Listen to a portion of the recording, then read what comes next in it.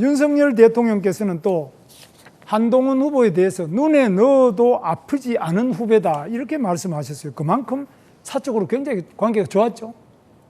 사적 관계가 그렇게 중요한 문제는 아니라고 생각해요. 당대표와 대통령이라는 공적으로 대단히 중요한 임무를 수행하는 사람이었기 때문에 계엄과 탄핵을 말씀하시는 거라면 저도 대단히 고통스러웠습니다. 그렇지만 그것 보수를 살리는 길이었고 우리가 이렇게 이 선거에서 후보를 내고 그나마 승리를 위해서 노력할 수 있는 상황이 그나마 제가 그렇게 행동했기 때문에 된 것이 아닌가라고 저는 생각합니다.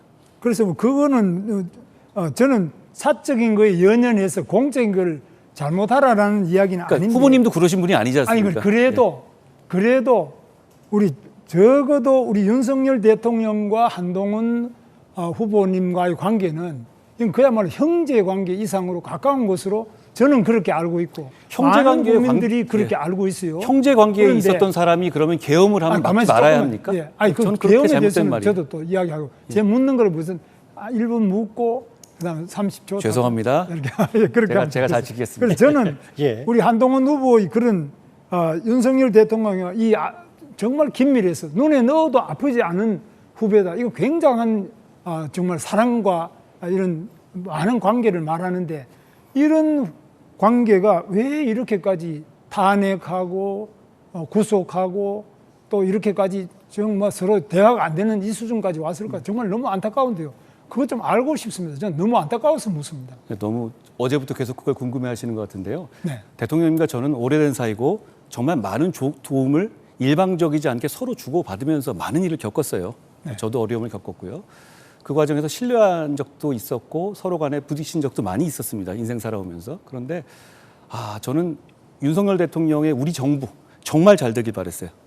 그래서 대통령께서 하시는 것 중에 정말 치명적으로 이거는 바로 잡아야 되겠다라고 하는 것은 바로 잡으려고 노력했습니다. 예를 들어서 김건희 여사 문제, 이종섭 황상무 사태 문제, 명태균 문제, 의료 2,000명 문제, R&D 문제, 김경수 복권 문제 등등 이런 점에 대해서는 저도 김 선배님께서도 바로 잡았어야 한다고 저에게 동의해 주실 내용이라고 생각해요.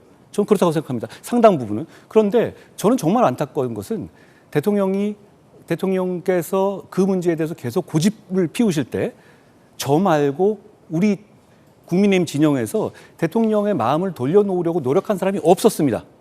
오히려 저 혼자 그랬고요. 저 혼자 이간질을 당했고요. 저 혼자 배신자 소리를 1년 내내 들어왔습니다. 저는 여쭙고 싶습니다. 저는 솔직히 말해서 제가 뭐 빈말을 하는 사람 아닙니다. 선배님 존경합니다. 그동안 인생을 보면 정말 생각대로 살아오신 것 같아요. 저는 말이에요. 선배님께서 제 위치에 있었다 하더라도 여사 문제 제기하고 의료 문제 바로잡으려 노력하고 황상무 이종섭 문제 바로잡으려고 노력하고 R&D 문제 바로잡으려고 노력하고 명태균 문제 바로잡으려고 노력하셨을 거라고 생각해요. 그건 뭐 같은 생각. 그런데 제가 이제 좀 질문할 때 그런데 문제는 그때 30초 넘었으니까 5초만 마지막.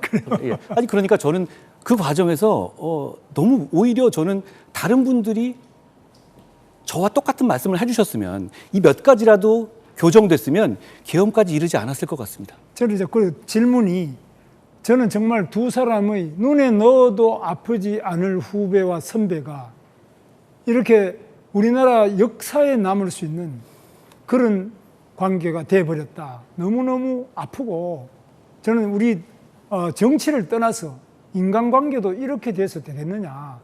여기에 대해서 저는 정말 가슴이 아파요. 너는 뭐 조금 더 한동훈 후보를 탓하거나 이런 게 아니라 그러실 분 아니라고 제가 그 아름다웠고 정말 눈에 넣어도 아프지 않을 이 관계가 이렇게까지 도저히 회복되기 어려울 정도로 이렇게 됐는데 여기에 대해서 정말 국민들께서 지금만이 아니라 아주 오랫동안 많은 의문을 가지고 계속 문제 제기를 할 것이라고 이래 봐서 매우 안타깝게 생각합니다. 선배님, 말씀 맞는데요.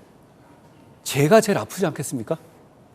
그동안에 그 오랫동안 서로 간에 인간적인 연을 이어오고 했는데 공적인 선택을 우선할 것인지 아니면 그런 개인적인 인연을 우선할 것인지를 고민하는데 왜 고민이 없었겠습니까? 그런데 저는 선배님이었다 하더라도 제 위치에 있었으면 저처럼 행동하셨을 것 같아요. 다른 정치인들은 잘 모르겠어요. 그런데 저는 선배님처럼 올곧게 생각대로 소신대로 정치하는 분이었다면 제 입장에서 여사 문제 제기하셨을 거라고 생각합니다. 그리고 R&D 막으려고 하셨을 것 같고 의료 2,000명 막으려고 생각하셨을 것 같고 명태균 막으려고 하셨을 것 같아요. 그런데 아쉽게도 그랬으면 대통령을 둘러싸고 있는 여러 가지 세력들에 의해서 저같이 모함당하고 이간질 당하셨을 거예요. 그런데 저도 그걸 알지만 이걸 막지 못하면 이 정부가 끝까지 유지되지 못한다고 생각했습니다. 그래서 저는 그 선택을 한 것인데요. 자, 그걸로 인해서 제가 굉장히 여러 가지 공격을 받고 있죠. 그다음 또 제가 또 30초 1분 이렇게 돼서 죄송하죠. 죄송합니다. 제가 잘 못 그래서, 지키네요.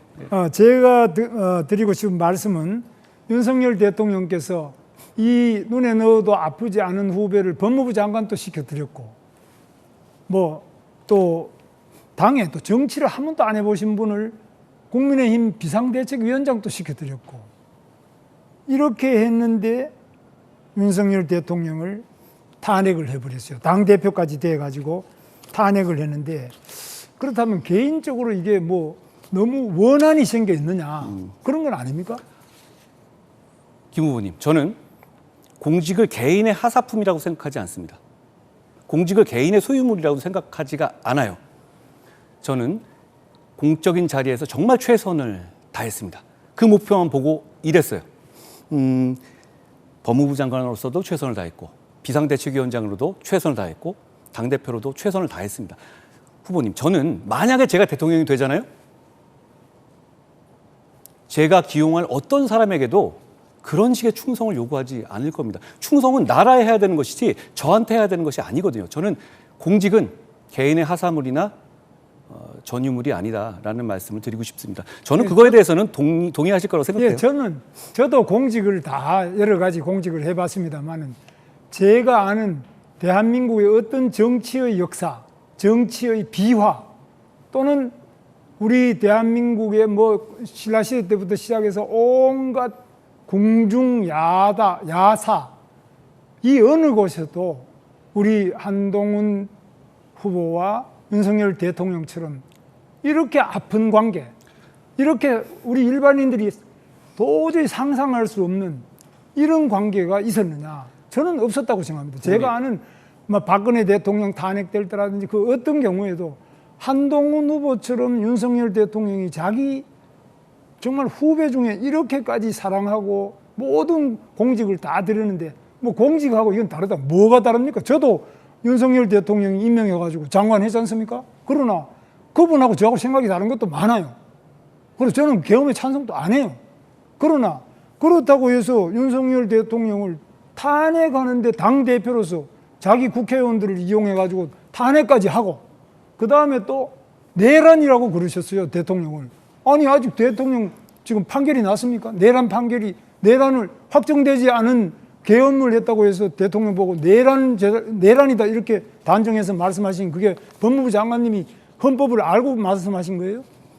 답 드릴까요? 네. 2024년 12월 5일 날 후보님께서는 계엄이 위헌이라는데 저는 생각이 다르다 이렇게 말씀하셨어요. 네. 기억하십니까? 네. 그런데 최근 들어서는 계엄을 처음부터 반대하셨다고 말씀하셨습니다. 계엄은 반대죠. 계엄이 위헌이 아니라면서요? 계엄 자체는 위헌이 아니죠. 그러나 그 계엄이 언제 행사됐느냐에 따라 계엄은 아니요.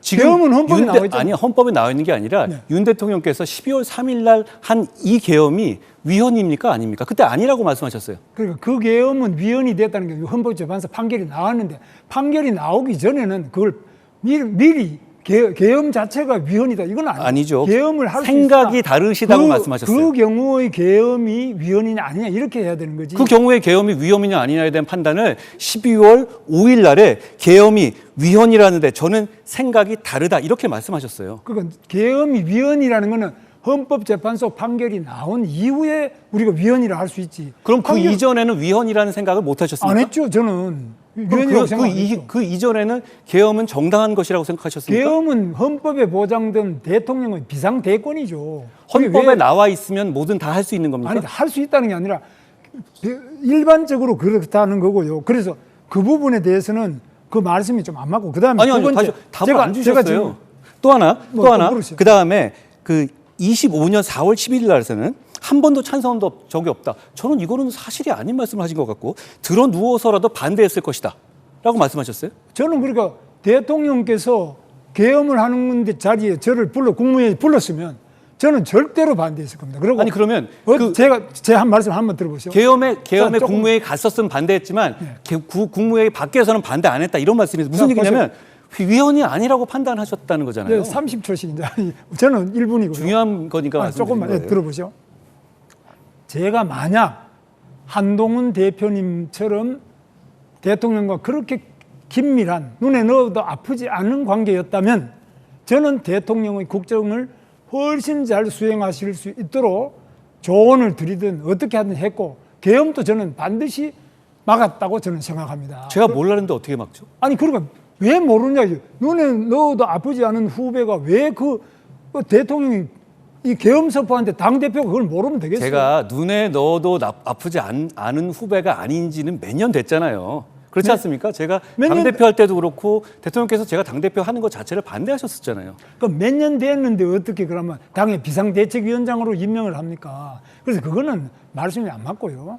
그래서 그거는 그다음에 좀 사실이 아닌 말씀을 하시네요. 아니 제가 말씀드리고 싶은 거는 이렇게 지금 현재 우리 대통령께서 계엄을 하고 파면이 되고 또 이렇게 탄핵을 당하고 하는 이 모든 과정에 첫 번째 책임을 만약에 물으라면 저는 우리 한동훈 후보께서 책임이 제일 크지 않느냐. 저는 제가 대통령의 잘못을 바로잡으러 나섰을 때 함께 나서주지 않았던 많은 정치인들에게 책임이 있다고 생각합니다. 저는 그 중에 한 분이 저는 후보님일 수도 있다고 생각해요. 물론- 그동안에 제가 김건희 여사 문제라든가 다른 여러 가지 문제들이 있죠. 동의하신다고 말씀하셨죠. 문제 있다고 말씀하셨죠. 그때 왜 말씀 안 나는 하셨습니까? 이야기한 적이 없고요. 그다음에 다시 말씀드립니다. 그러면 저는 김건희 여사 문제 괜찮았습니까? 저는 김건희 여사 뭐 어떤 사람인지 저는 만나본 적이 한 번도 없어요. 만나봐야 하는 게 아니라 뭐- 국민 모두가 김건희 여사의 어떤 행동이라든가 이런 거에 문제제기를 하고 있었잖아요. 그건 알고 계시죠? 아니 그 문제 제기한다고 해서 그럼 다 문제가 있다 이렇게 합니까? 알지도 모르면서. 근데 우리 아니 정치인이라면 한도- 문제 제기를 했었을 때 그게 아니죠. 문제 있다고 판단하면 그 부분에서 자, 해결하려고 이제- 노력해야 이제- 하는 이제 제 것이죠. 순서가 그때 나서지 않으셨잖아요. 제가 30초밖에 안 남았기 때문에